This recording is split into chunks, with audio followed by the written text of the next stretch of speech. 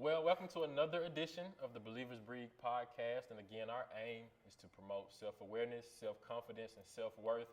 I'm extremely excited about today's episode. I have a very special guest with us today. A lot of you probably already know her, but I have Mignon Francois. Thanks for having me. Yes. For the few people that don't know who you are, tell us who you are. I am the founder and CEO, or like we like to say, the director of joy at the Cupcake Collection. The Cupcake Collection is a bakery planted in North Nashville with the goal of just providing joy for people. We want to be an affordable luxury that you can be in control of every day of the week. We want it to be something that you can grasp and take with you till your body becomes the carrier. So in our business, we are one of the few places that what we sell is not the product that you actually walk out of the door with. It is you that has to carry it out. That's good. On the inside. So That's good. So talk to us about the journey of being an entrepreneur. I'm always interested to know where that spirit of entrepreneurialism has come from with so many people. Where did it start from with you? I think I was an entrepreneur from the very beginning. When I was a little girl, I used to love to play bank. I used to love to play bank while other little girls were playing house and playing with dolls. I got my first Cabbage Patch Kid when I was 10, and my mother got that because they were the only company that was producing black dolls. And it was a huge sort of innovative thing that there were dolls for little brown girls. And they were really dark little, black dolls, but my mom wanted me to see myself still, and so when fast forward, 20 years, and my daughter has a little girl, and now she can get a Cabbage Patch doll that's the perfect shade of brown that she is, right? And they were sort of innovators in that way. So while that was the only doll that I treasured, and she sat on my bed, and that's it. Like I wasn't taking her nowhere. Yes, she might have got her clothes changed every now and then, but I really wasn't interested in, playing with her too much. I still have that Cabbage Patch doll, as a matter of fact. But anyway, I always wanted to play bank, and I wanted to always be the owner of the bank or the branch manager of the bank, because my mother was always a leader in my life. She was always the one behind, the desk. And I always had a fascination with counting money. And so I think all along I, had this sort of desire to run business or play business. But it wasn't until much later in my life that I began to dabble in it. I married a man that was an entrepreneur. And being his wife, I had to help him a lot. And we failed at a lot of things. But he would encourage me in my crazy thoughts, of what I wanted to be and what I wanted to do. And I would sit and try to make these things happen, but I would become afraid. I know now that I would become afraid to actually push those things out, in the sense of what I know now to be true. A lot of times we aren't afraid of failure, we're afraid of success. Because if we become successful, we have to get up every day and show up for that thing that we've created. What if somebody actually likes it? What if they actually want it and you can't produce it fast enough? And that would always stop me, I think, in my tracks. It was in the middle of the night, 3:17, that God was awakening me to talk to me. And you gave me this look just now like, that sounds a little strange. Because how do you hear God and how do you know that that's what it was? Well, God, we can't see him and live, right? And we can't hear his actual voice and survive. So he uses people to send you the message. Whatever you need, he will send someone else who has a need for you to supply their need and them to fulfill yours. That's good. And so that's how I began to hear God. And so at 3:17 in the morning, favorite thing to do is to watch TV. Ooh, I love me some TV. I was never one of those parents that would tell my kids, that's too much TV. You can do your homework in front of the TV. Like, we're watching TV in our house. And so I would get up because I don't know what to do. I can't sleep. But every day at 3:17, I was getting up like an alarm was going off. But there was no alarm. And I would check my house, make sure my children were breathing, the doors are locked and stuff, and I would just be up. I happened to turn on the TV, and to me, the best TV in the world is in PBS during promotional season when they're trying to fundraise. And there was a man on the TV, his name was Wayne Dyer. He said, the morning breeze has something to tell you, do not go back to sleep. Well, I'm a Christian. And in my Christian belief, that sounded like something foreign to me. The morning breeze has something to tell me, like I'm about to turn you off my television. And the more I looked for my remote, the guy kept repeating it. By the third time, he says, God is trying to speak to you, and this is the only time that you're silent enough to hear him. So now I'm going to pay attention. And sitting there, I heard him say, you think you're getting up every day to check your stove? And I'm like, oh my gosh, he can see me, right? And I listened to what he said. He said, God is trying to speak. Now that you know, it's going to be hard for you to get up and actually do this. But after about a week of trying, you'll get out of the bed. And it was sure enough. I would put my feet on the floor, put them back in the bed, and go to sleep. Now I could find sleep, you know. But I finally, about a week later, made my way to the sofa. And I was sitting there at 3 o'clock in the morning. I'm like, God, here I am. I don't know how to hear you. I don't know what you want me to do with this. But the man said you were going to speak, so speak, Lord. Your servant is listening.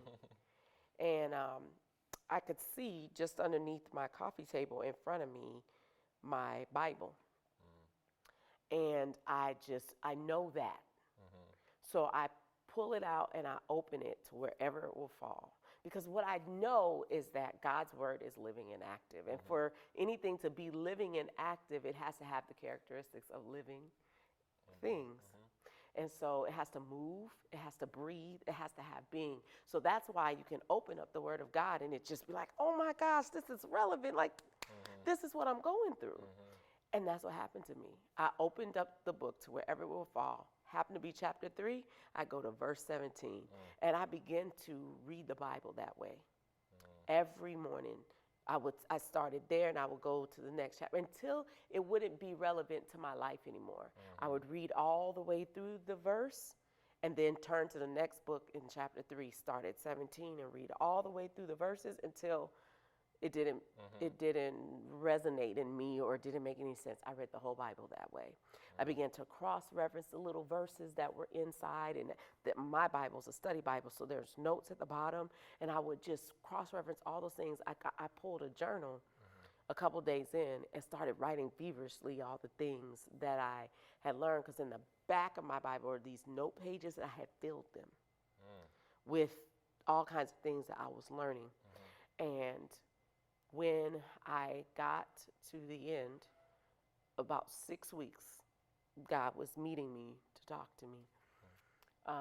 I heard him say, I set before you life and death, blessings and curses.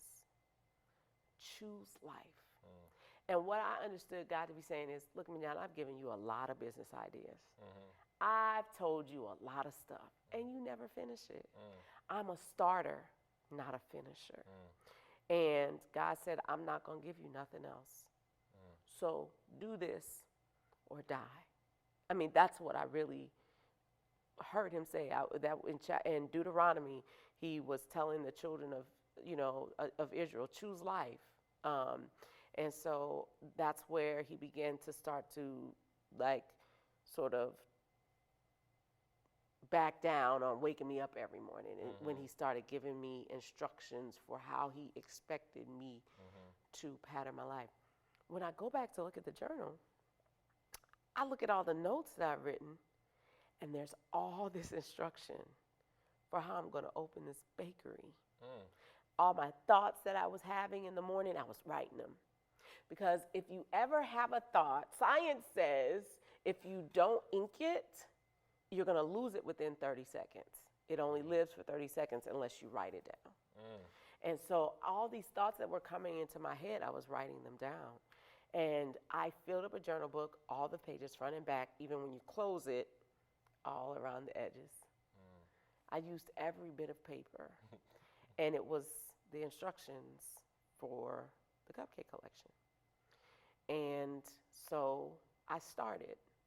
I thought that even though I couldn't bake, I was listening to this guy named Dave Ramsey, huge fan. Because when I moved to New Orleans, when I moved to Nashville in 2004, I'm a huge fan of talk radio. That's what we grew up on. In our household, we would commute with my mother into downtown New Orleans, and then we would catch the public service bus to the little small Christian school that we went to. And we listened to a lot of NPR and talk radio. And the guy, when I got to Nashville, the first thing I did was look for a good talk radio show. And I was going through the dial, and I hear these people screaming, "We're debt free!" And I wanted what they were screaming.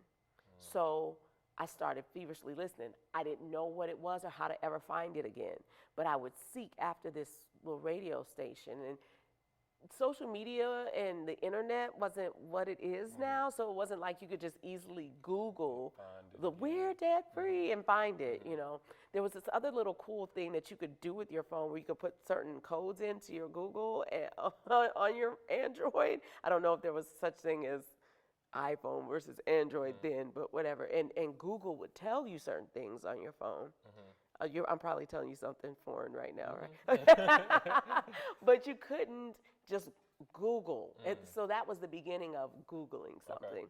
But you couldn't just Google the way that you can now. So I had to find this guy again, and it just happened to be that I happened across him. And he was telling people that you could get out of debt by having a garage sale or having a bake sale. Just sell all the unnecessary stuff. And I thought I could have a bake sale. Now, I don't know how to bake, but I got two little girls who are really great at baking. I'm going to have a bake sale. We're going to do this every day. So my daughter was getting ready to graduate from high school, and I'm thinking, she needs some help. She needs a plan. So this is going to be my plan for her life, because I knew that she wasn't the kind to really want to go to college after. So I wanted to help to set her up. So this was my plan for her. And my little girl, who was 10, would just do it too. She wanted to be a chef when she grew up. And so that was my plan, that I would utilize them, and they would bake at night when they came home from school, and I would sell it out of a little window in our house during the day. Because I'm from New Orleans, and we have a lot of little house-shaped businesses, or a lot of little shack-sized buildings that major food and operations come out of. And I thought, we'll just use this window and we'll sell cake. We couldn't decorate, so we thought, we'll make it cupcakes because that'll be easy. Anybody who has ever picked up an icing bag knows that it is not easy to decorate a cupcake. No matter how simple it looks, it is not easy to make them beautiful. But shortly after we got started, my daughter let me know she did have a plan, and it didn't include me, that she was going back to New Orleans, and without her, my little daughter wasn't interested. So I have already placed a sign outside of our home saying, "Bakery coming soon," a little 3x3 sign on the rails of our house. And I thought, I can't take it down now. I've told everybody. I really thought I had told everybody. And so now I got to figure out how to bake. Figure it out. So I went to my husband, and I said, "Can you help me?" And he said, "No. If you want to bake and you want to do this business, there are culinary books in there. go figure it out on your own. So I was like, fine. So I started studying the magazines and the books that we had. We had um, subscriptions to all kinds of things, and every time we'd find something that looked good on a magazine, we'd buy it, but we'd never cook the stuff, that was in there. And I decided to call on my grandmother. And I said, Grandma, look, this man on the radio says that you can get out of debt having a bake sale, and I need a recipe. But my grandmother is the type of woman that the movie The Help would have been made about. She was domestic.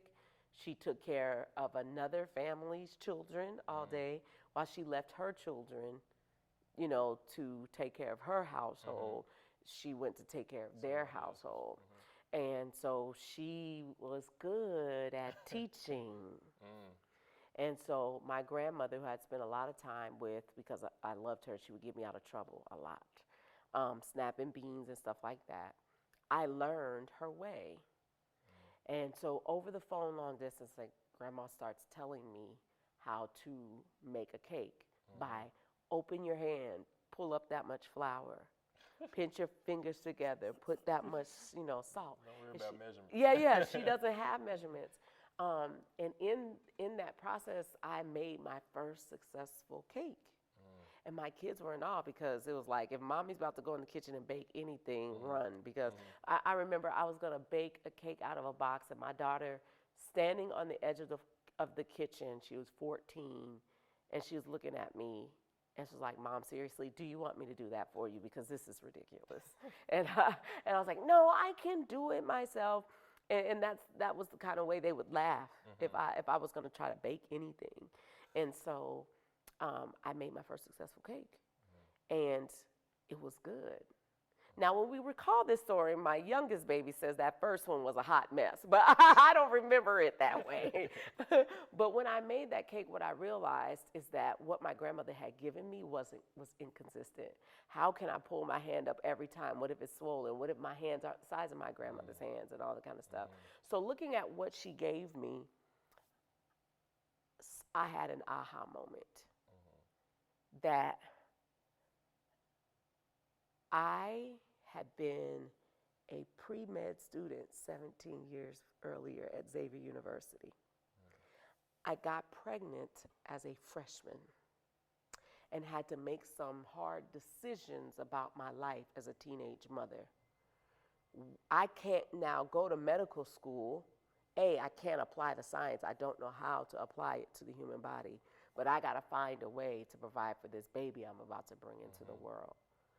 So as I couldn't understand what was happening in a chemistry class, it all came crashing to this piece of paper.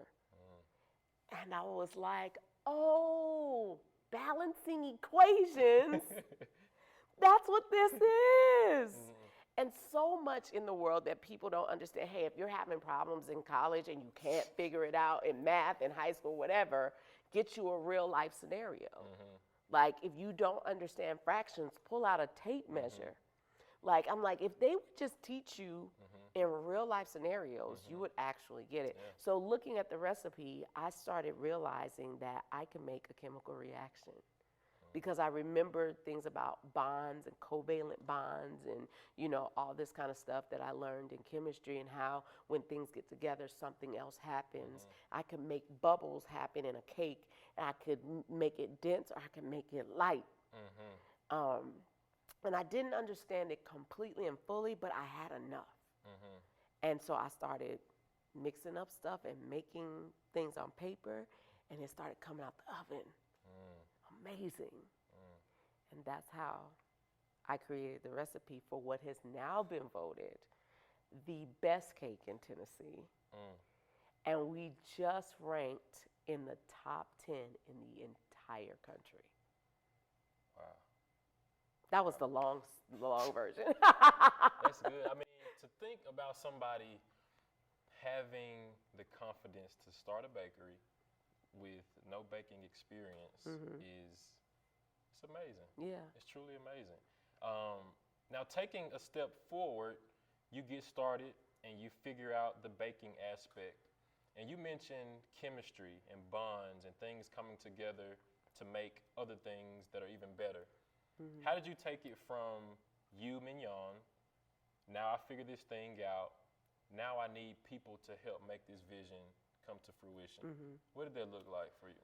So by then it sounds we have this house that we're living in, and it was zoned that we could have a business in it and we could live there. So we had this little room that had a door off the street that it could be made into our bakery. And it was my husband's man cave. Now I should note, we should call him my husband. But he had this man cave, and he said, if you're going to be serious, I'll give up my room. So I think it's pretty funny that cupcakes come out of a man cave. But I was baking everything and making the icings, the cake, everything by myself, and then I was selling it. I would get up at 2 o'clock in the morning to make it happen, and I would go to bed, at 11 o'clock at night when I was done washing everything and putting everything away and preparing for the next day. Because understand, I don't know nothing about what I'm doing. I'm learning as I go. And people were coming in and they were amazed by it. They wanted to tell other people about it.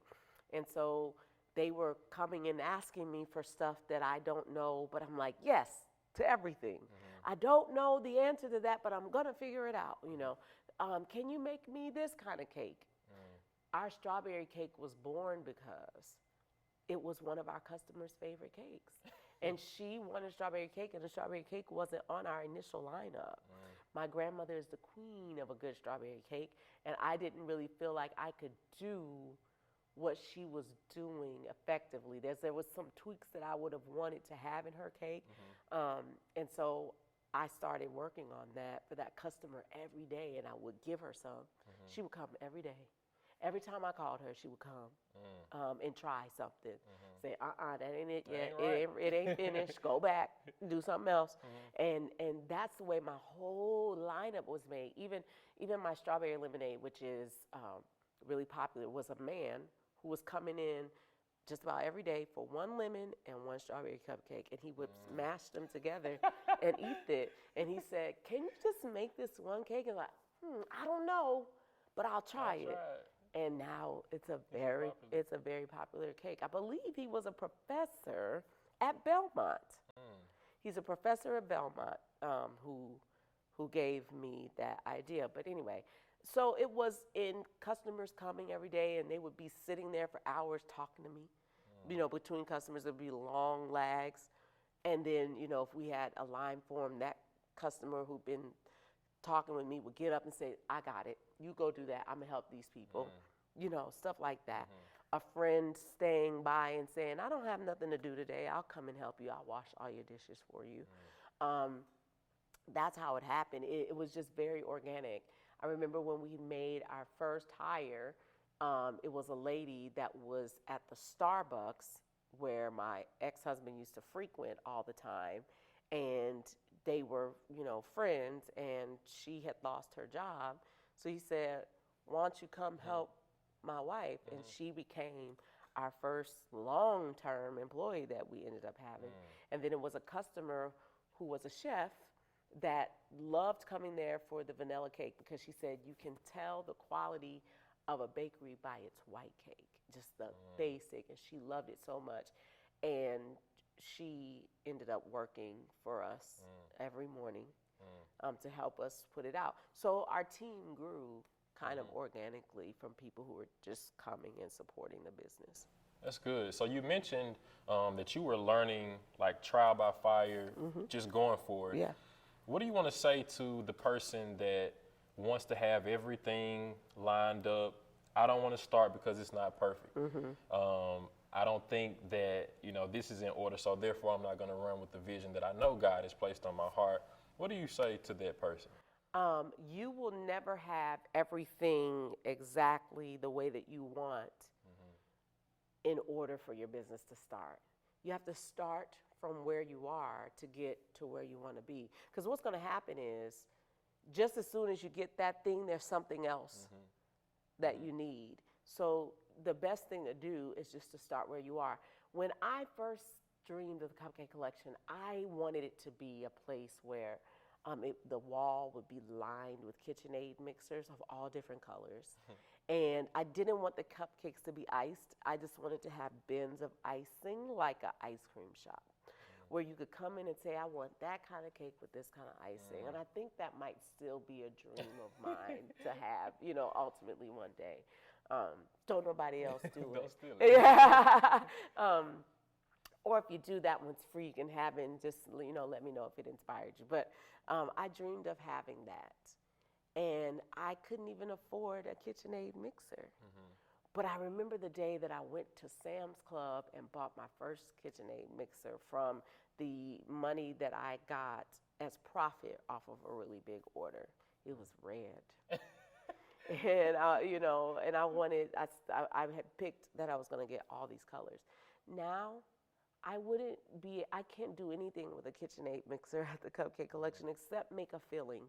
I can make a mousse with one, maybe a small batch for somebody's particular custom request, but I literally can sit on the inside of a mixer.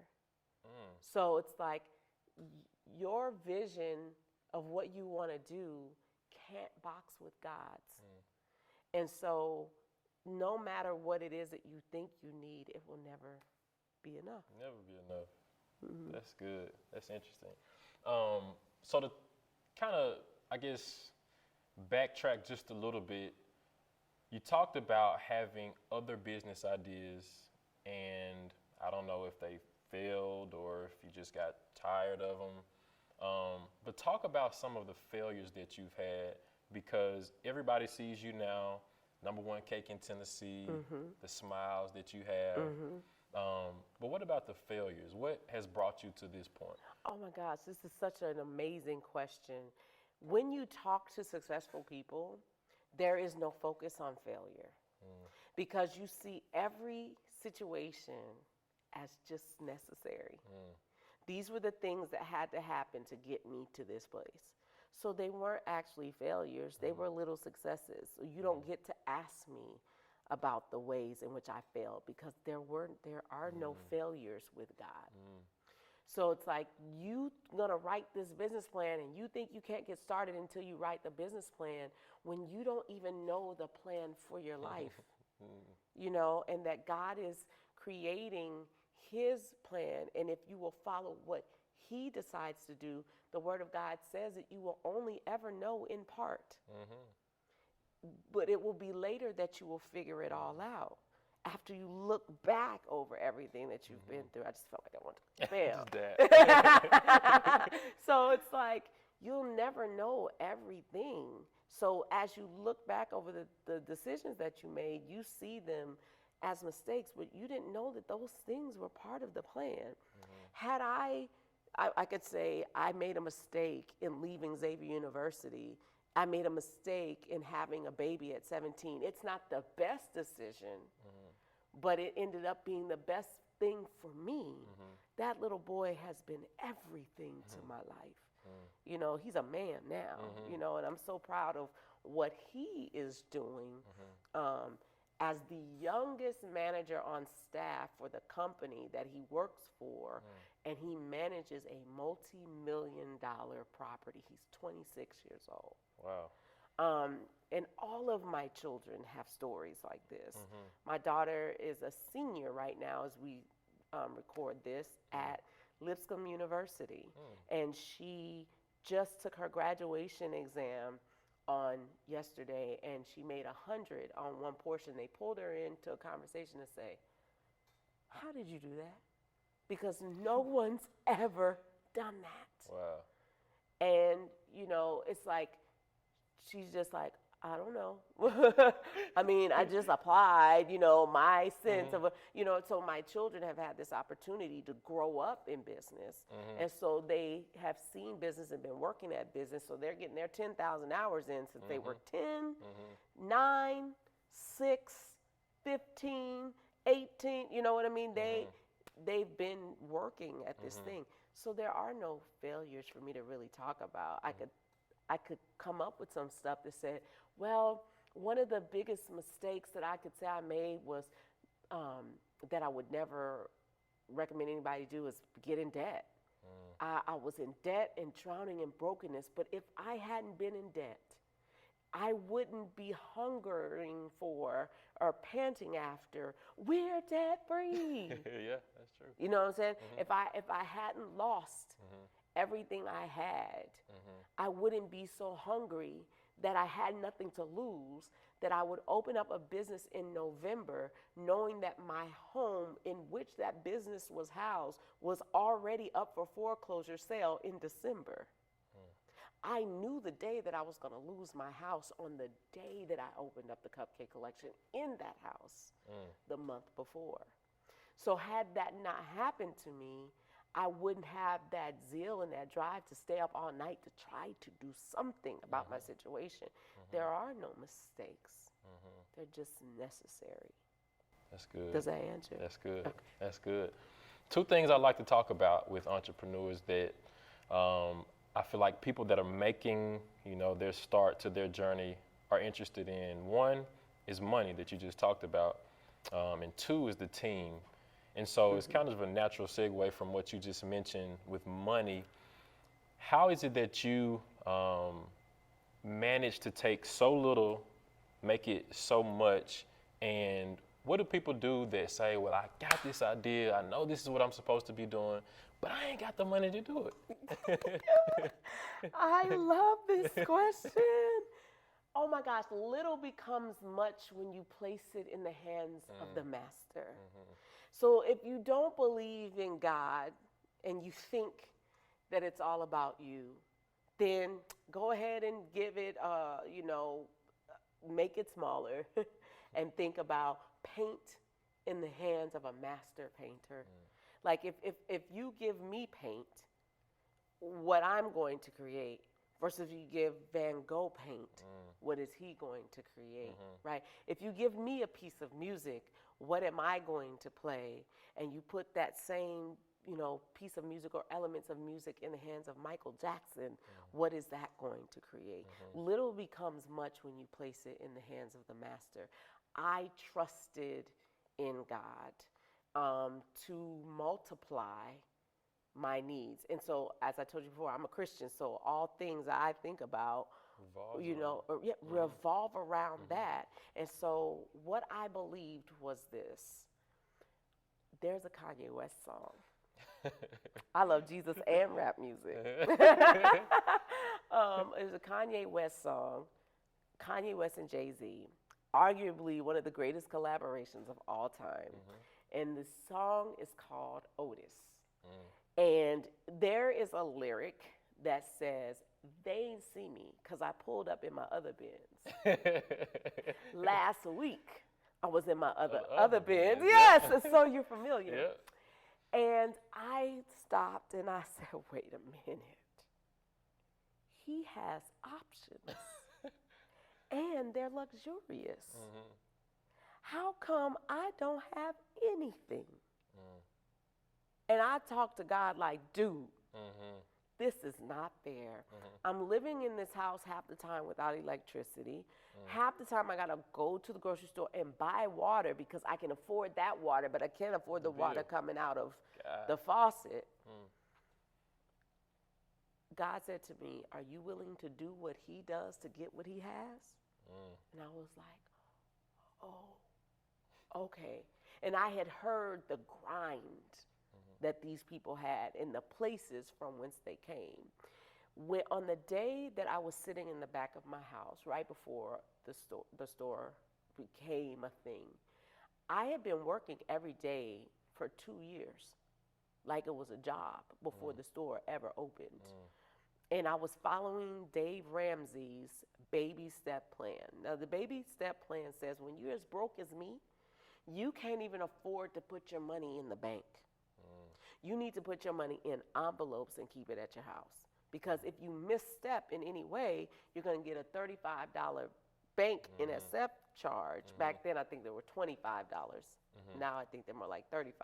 But you get a bank charge that will throw you off even further, and the bank is going to get theirs first, and then you have nothing, even in a worse hole of nothing. And I was parting out what money we had, to pay bills, and there was not enough for anything to be taken care of.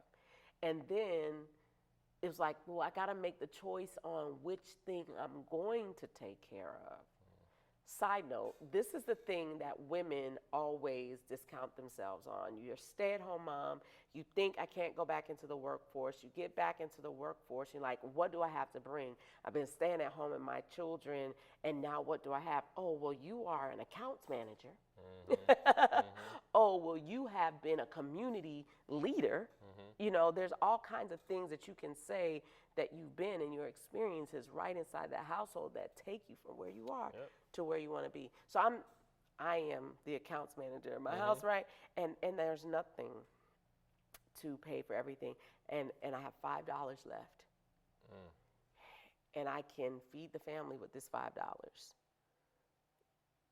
And I'm from New Orleans, so we're going to eat red beans and rice all week. Yeah. We keep a vat of rice in the house, so I'm going to just buy red beans with this. I'm going to sprinkle it with a treat of ramen noodles sometimes for this week. And I don't know when we're going to get some more money, so this is what it's going to be. When my neighbor knocks on the door and asks me, why am I sitting there in the dark? And I say, because I'm meditating.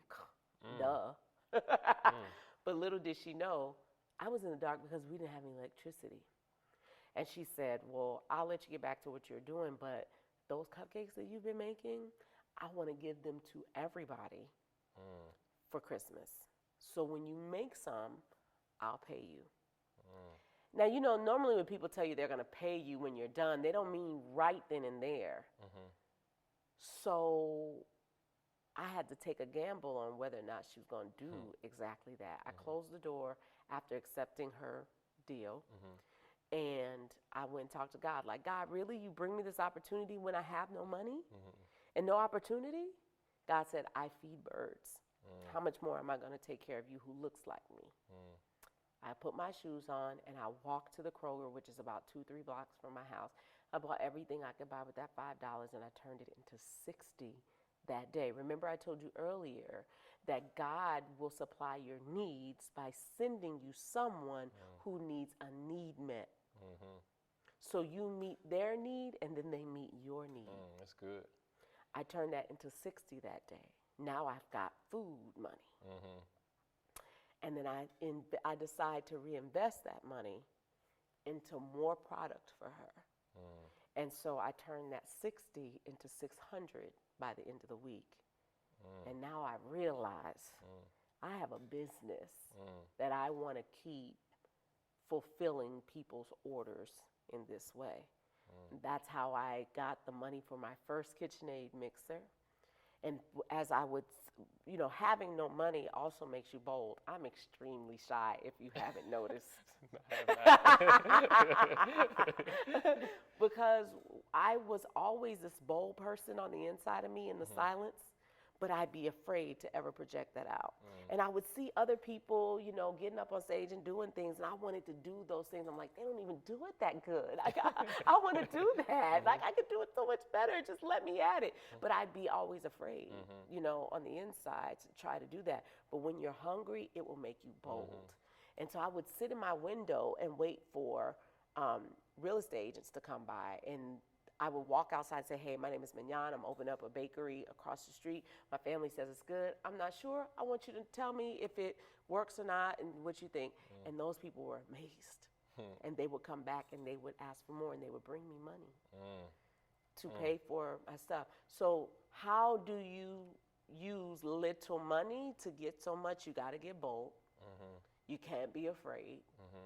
And you have to try something. And so you take what you have and you sow that little bit, and that little bit becomes much with the help of the master. That's good. That's good. The other thing is about the team. So again, I mentioned that you navigated your way to my heart through my stomach. And when I walk into the location in Germantown, I'm met with such happiness and such joy. Oh, I'm glad to hear that. What is the process of how you add people to your team And what boundaries do you set around the vision that you have? That is so good. I think I fly by the seat of my pants with most of it, but the Bible says to speak to your mountain, and the mountain has to get out of your way. So I call the people out. So like, this might sound crazy, but I say, God, send me the person, that you want me to have, but I want them to have this skill set. I need you who can hear me in your spirit wherever you are. That I'm looking for this skill set, this set of talents, this personality, this drive, and I need you to come here. Specific. And they come. And we interview them. And just like God hears me, so does the enemy. So I have to know how to weed out those people. If you can get to an interview with me, because I don't do the interviewing till the end, if you can get to an interview with me, then that lets me know that my team already thinks that you might have what it takes to be on our team. So then there is a sort of dance between, we want you to be here as much as you want to be here. And so part of that interview process is them interviewing me about where this train is going. And can you get on where the mission of the Cupcake Collection is? Because again, cupcakes are not our mission. Right. It's just the way we're using to take us there. And so that's how I figure out who I'm going to bring onto my team. Because once you get through that interview with me, the question is this something you feel you can, invest your gifts, your talent, and your time in? And I'll know before they walk out of that door whether they can face me and say it or not. And they're going to call me later and say, oh, something happened, Yep. But we pray every day for everything. And we ask God to not only be a fence all around us, but to keep back the people who might cause us harm. And that might not be physical. That might be relational. So that's how we do. We do everything through prayer. Gotcha. Now, I've seen you down in New Orleans. I'm not sure exactly what's going on. Yeah. But what is your vision? What's next for the Cupcake Collection? Thank you for asking. Yes, you see me in New Orleans. I am a New Orleans girl. They say that you can take the girl out of New Orleans, but you'll never take the New Orleans out of the girl. And so I had to go back home. I had to go back and reach back for my heritage. Legacy is a personal sort of project for me. I looked at my hands one day and realized these big, what I always thought manly hands, were actually my grandmother's hands. My biological paternal grandmother had these hands. And I didn't notice it till the day she died. It was in her casket that I saw her hands. For the very first time, I saw myself. And I started thinking, what if God did all of this for me? My father was raised by another family who never officially adopted him, but he had been taken to another city outside of New Orleans and was raised by this other family. This woman who becomes his mother, because my grandmother was struggling and had so many children, back in that time, there was no welfare, and the Black community helped each other. And one of the ways they connected to each other was through radio. My grandmother gets on the radio and asks for help. My grandmother hears that call for help and goes to New Orleans to get, along with some of her other family members from other households, to get some of the children and bring them to the country where they live to raise them. Now, my grandmother didn't have any children, but she loved this little boy, and she raised him for the rest of, until he became an adult and went off to the military. That is the woman that ends up teaching me how to bake.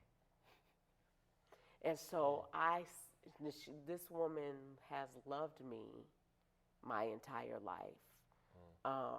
You couldn't tell her that I'm not hers. And I start thinking, God, what if you did this all for me? You caused my father to live in a foreign land where he would be raised by a woman who would love his children so much that she would give a piece of herself to me. And then I then could take that and go back and get the rest of my family. And having a family that hails from one of the largest plantations in Louisiana, my maiden name is Theriot. And the Theriot Plantation was one of the largest plantations in Louisiana. And so, knowing this, I set out to think that I needed to pay homage to the legacy of who my people were, and that I needed to do well in business and in everything that I did, because there were so many people who died for my opportunities. And so when I decided to go back to Louisiana, it was after Katrina, about 10 years, I guess 10 or 12 years after Katrina, and things hadn't changed. And I thought, well, it hadn't so much changed. You could still see, and to this day, you can still see some of the places where the houses are marked for the storm, where people died in houses, and or that the house was all clear and that there was no one in the inside. Whole areas of town that are still unmarked from the storm. And I thought, I can't talk about the problem unless I'm gonna be a part of it.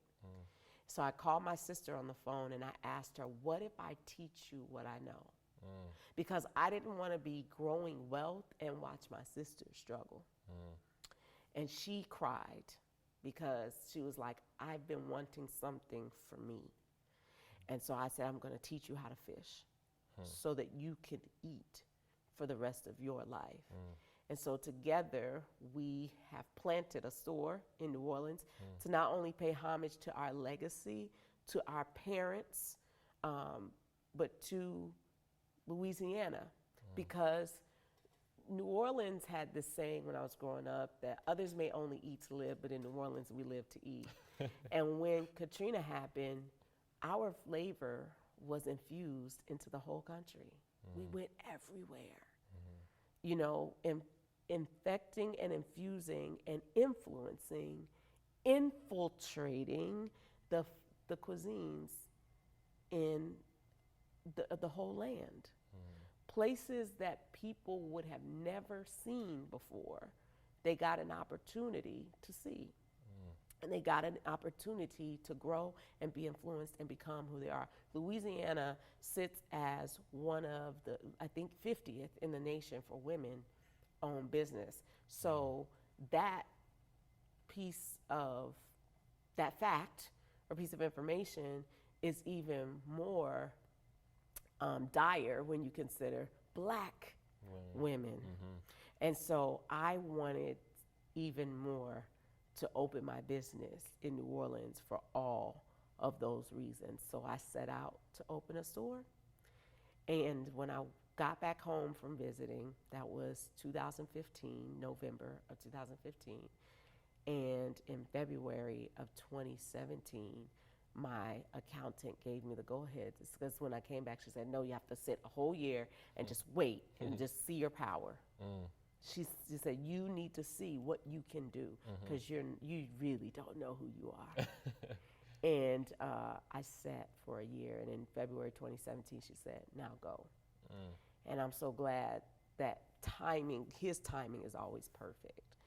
And I got an opportunity to go to New Orleans and work at Jazz Fest. So back to a question that you had earlier, how do you take so little and turn it into so much.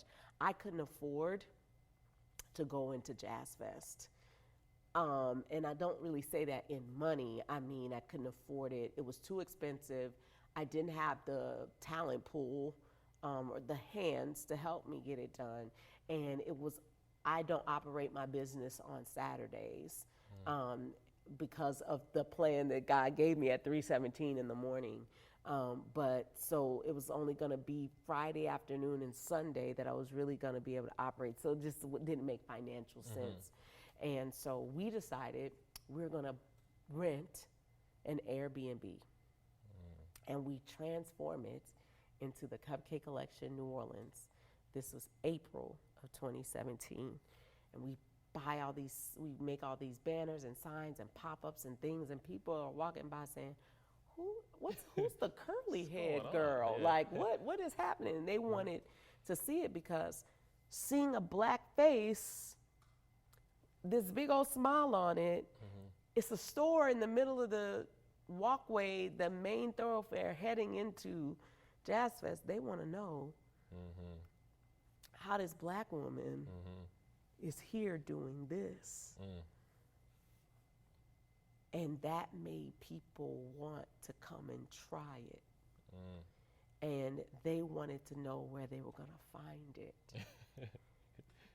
And so I realized it was almost 2 years to the date, once again, of working every day for it before I ever planted my store. And it was in August of 2017 that we got a temporary shop. And then in December of the same year, God gave us a permanent store on Magazine Street, which is a historical area called the Garden District, where we hadn't historically had much presence before. Wow, that's full circle. Full circle? So that's what I'm doing in New Orleans. Okay.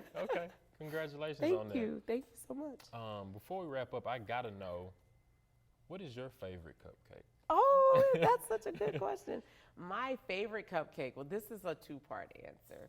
My favorite cupcake is a sweet potato cupcake. It is to put the Cupcake Collection on the map.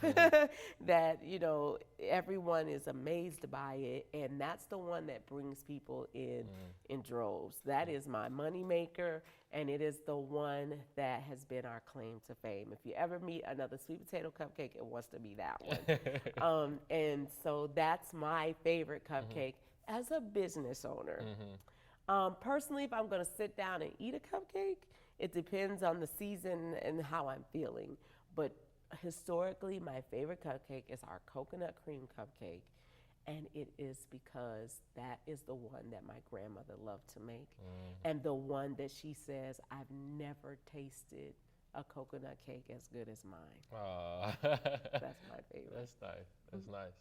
So what I like to do at the end is I like to blow up this balloon, and on it, I want you to write one word, one phrase that you feel prevents people from taking action on their dreams. Okay. And what we're gonna do is pop it, and we're gonna take the air out of it. Okay. All right. This is so amazing because I already know what word I'm gonna put on it. Do I get to explain my word? Yeah. Okay, great. This is so, I love this. I love this podcast. This is, going to be one of my favorites. I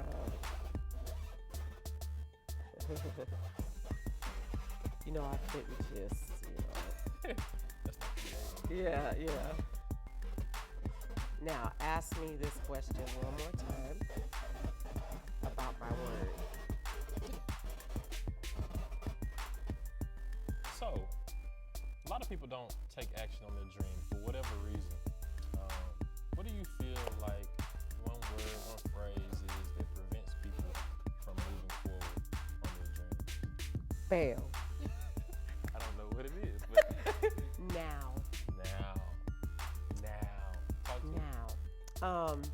The Bible says in Hebrews 11:1 that now faith is the substance of things hoped for, the evidence of things not seen. And I was reading that verse really slowly one day. I felt the Holy Spirit tell me, read every single word. And I said, now faith come. Wait a minute. That says now faith. That means that now is describing faith. That means there's different kinds of faith. That means faith is just believing in something that you possibly have seen happen before. So I have the faith that my car is gonna start because I've seen when I put the key in what will happen. I have the faith to believe that when I wake up in the morning, if I leave at this time, I'm gonna get to work by this time because I've seen that happen before. But now faith is moving on something that you've never seen and there is no evidence. You don't wait for evidence. So now faith is the substance of the things you hope for. It's evidenced by what you can't see. And so I realized that God, as a Christian, emptied out heaven, giving me his all in his only son, so that I could have life more abundantly. So abundantly in the way, or the form, or the etymology of that word, meaning to the full. That I could have life to the full. God gave me everything he had. And I want to live in mediocrity. I want to half step on God. And I want him to do great and amazing things for me. But I want to be a mediocre person. That doesn't work for him. But the way that you will tap into the heart of God is to make yourself like him, to do what he has done in order that you can get his attention. So how do you get the attention of God in connection to what it is that you want to build? Activate now. Why does that word mean anything? Because what are the letters? N-O-W. And what do they spell? Now. But it's about perspective. Because N-O-W, those same letters put together spell O-W-N. All you own is now. When we walk out of here and the camera turns off, before you ever even get this interview downloaded to your computer, in this brick room that we're sitting in, there could be biological warfare happening out there. We haven't had any connection with the outside world. We do not know what's happening on the outside of this room. But something major may have happened, just like it did on September the 11th. And so all you own is the moments that you're in and what you do with those. And when you give your right now, which is all you own, you don't wait. When God drops something in your spirit and says, go do this, and you get up and you go do it, you're activating the same thing that he activated in order that you might have life to the fullest. He gave you everything, so in exchange, you give him everything. You don't wait until you have enough money to get the thing that you need to start your business. Remember earlier I said, you're always going to need more stuff. You don't wait until you get the degree in order to start on your plan and your idea. You don't wait until your child graduates in order to say, now it's my turn to do what it is that God placed on the inside of me. You do it right now when he places it on the inside of you. Because what happens when you own, O-W-N, your N-O-W, what happens?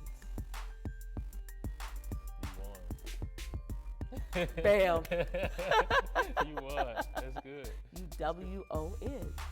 Because it's all about your perspective. How do you see it? And you can have a glass that's half empty, or you can always have a glass that's half full. It's just about how you look at it. So that's my word. That's good.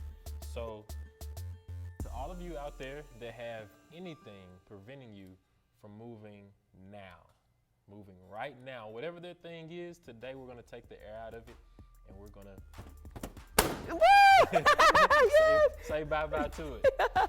Mignon, so tell everyone where they can find you, where they can eat with you, follow you, Yeah. and follow your journey?